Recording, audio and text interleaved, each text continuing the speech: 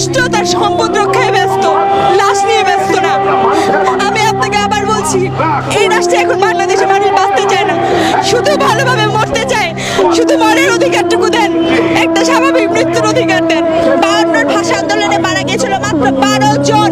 সালাম, রফিক, জব্বার, বরকতের নাম আপনি জানেন। এই আন্দোলনে কত কত শিক্ষার্থী মারা গেছে, আপনি নিজের বিবেককে প্রশ্ন করেন। আপনি হিসাবও জানেন না। বেওয়ারিশ লাশ না, এই বেওয়ারিশ লাশ হচ্ছে বাংলাদেশের।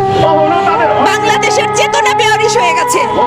বাংলাদেশের মুক্তিকামী মানুষ যে স্বাধীনতা, সেই স্বাধীনতা বেওয়ারিশ হয়ে গেছে। সেই স্বাধীনতাকে দাফন করা হয়েছে বেওয়ারিশ নাম দিয়ে। বাধা তো সবকিছুতে, শুধু শান্তিপূর্ণ মানববন্ধন না। আপনি কথা বলতে গেলে বাধা, আপনি লিখতে গেলে বাধা, আপনি এই সংবাদ প্রচার করতে গেলে বাধা। কোথায় বাধা নাই? বিবেককে প্রশ্ন করে দেখেন, কোথায় বাধা নাই? যেখানে যাবেন সেখানে বাধা। এই বাধা দিয়ে কতদিন বেঁধে রাখবেন? রক্তটা তো বাদ মারলো না, রক্তটা তো আর বাধা গেল না, সেটা তো রাস্তায় রাজপথে চলে গেছে। কাজেই আপনি যতই প্রবি করবেন, যত প্রবল হবেন, তত বেশি উঠবে। কারণ আপনার এই দ্রোহ, ক্ষোভ আপনি থামাতে পারবেন না, তো চলতে থাকবে। একমাত্র আগুনকে থামাতে পারে হচ্ছে পানি।